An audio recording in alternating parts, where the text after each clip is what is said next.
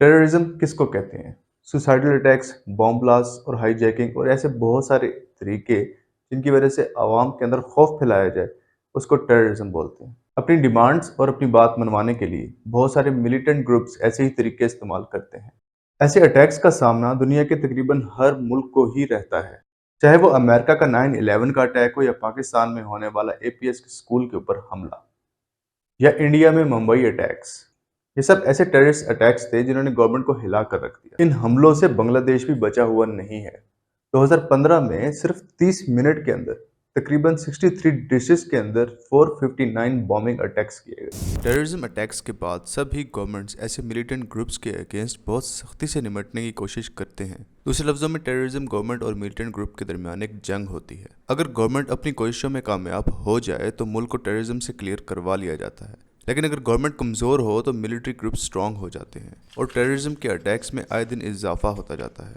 Global terrorism index एक ऐसी report है जो कि institute of economic and peace बनाता है। ये रिपोर्ट टेररिज्म ट्रैकर और दूसरे सोर्सेज की मदद से बनाई जाती है। इसमें अफेक्टेड कंट्रीज की 0 से 10 तक की रेटिंग की जाती है। ग्लोबल टेररिज्म इंडेक्स के हिसाब से 2023 में पाकिस्तान 6ठे नंबर पर है और इंडिया की रैंकिंग 13 है। बांग्लादेश रैंकिंग के हिसाब से 30th नंबर पर है। मगर जीटीआई के मुताबिक बांग्लादेश के अंदर टेररिज्म के ऐसे बहुत सारे इंसिडेंट हुए जिसकी वजह से 2023 में इसकी टेररिज्म रैंकिंग तेज़ी से ऊपर आई है।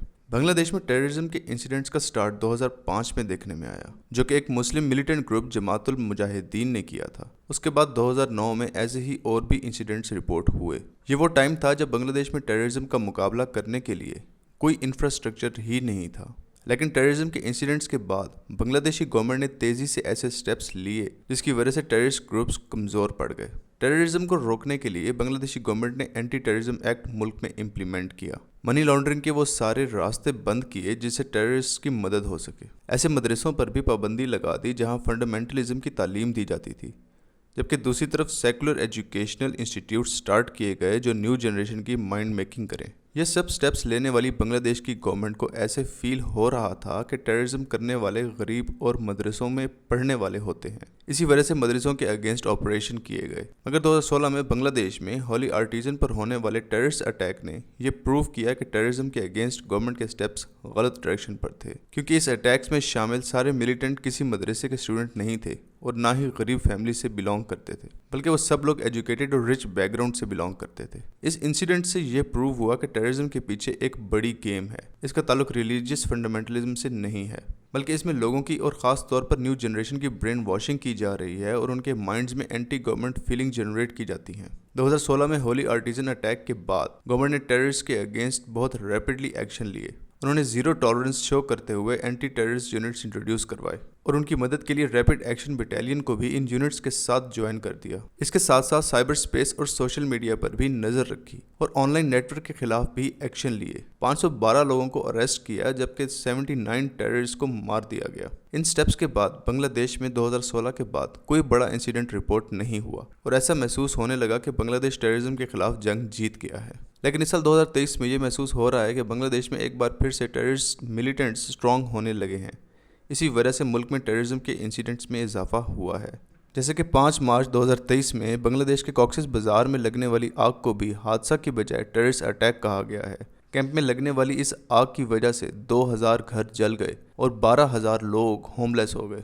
यहाँ के रहने वाले लोगों का ये कहना है कि ये आग कॉक्सेस बाजार में रहने वाले रोहिंग्या गैंग्स की तरफ से लगाई गई। ये गैंग्स जो मुख्तलिफ रेसेस से ताल्लुक़ रखते हैं, इनके ताल्लुकात मुख्तलिफ टेररिस्ट ग्रुप्स के साथ बढ़ते जा रहे हैं। ये ग्रुप कुकी जिन नामी अलहदगी पसंद टेररिस्ट ग्रुप से सपोर्ट ले रहे हैं। मुल्क में बढ़ते हुए और स्ट्रांग होते टेररिस्ट ग्रुप्स को देखते हुए ग्लोबल टेररिस्ट इंडेक्स ने इस साल बांग्लादेश को टेररिज्म के खतरे का सामना करने वाला मुल्क करार दे दिया। यहाँ तक कि इंग्लैंड समेत डिफरेंट यूरोपियन कंट्रीज ने अपने सिटीजन्स के लिए बांग्लादेश में ट्रैवलिंग के लिए प्रॉपर गाइडलाइन इंट्रोड्यूस करवा दी। लास्ट 50 ईयर्स में बांग्लादेश की इकोनॉमिक डेवलपमेंट पूरी दुनिया के लिए एक मिसाल है। इसकी पर कैपिटा इनकम जो 1971 में सिर्फ $134 थी, 2021 में $2,734 तक जा पहुंची। यहाँ तक कि जब कोविड-19 ने पूरी दुनिया की इकोनॉमी को अफेक्ट किया, बांग्लादेश ने इस कंडीशन में भी अपनी तरक्की को रुकने नहीं दिया। लेकिन टेररिज्म के बढ़ते हुए इंसिडेंट्स इस तरक्की का सफ़र रोक सकते हैं। मगर इस वक्त भी बांग्लादेश का टेररिज्म इंडेक्स के ऊपर पाकिस्तान और यूएसए से बेहतर रैंक है। بنگلہ دیش کی آمدنی کا ایک بہت بڑا سورس اس کی گارمنٹس ایکسپورٹس ہیں۔ پوری دنیا سے انویسٹرز اس وقت بنگلہ دیش میں اپنے پیسے انویسٹ کر رہے ہیں۔ اگر بنگلہ دیش کی گورنمنٹ نے ان ملیٹنٹ گروپس اور ٹیررسٹ کے خلاف ایکشن نہ لیا تو ان کی اکانومی کے اوپر ایک بہت برا ایفیکٹ پڑ سکتا ہے۔ ان کے سامنے پاکستان کی مثال موجود ہے۔ پاکستان میں پاسٹ میں ٹیررزم کی وجہ سے پاکستان بینکرپٹ ہونے کے قریب آ چکا ہے۔ امید ہے بنگلہ دیش کی گورنمنٹ ایک دفعہ پھر پاسٹ کی طرح اسٹرکٹ ایکشنز لے گی اور وار آن ٹیررزم میں کامیابی حاصل کرے گی۔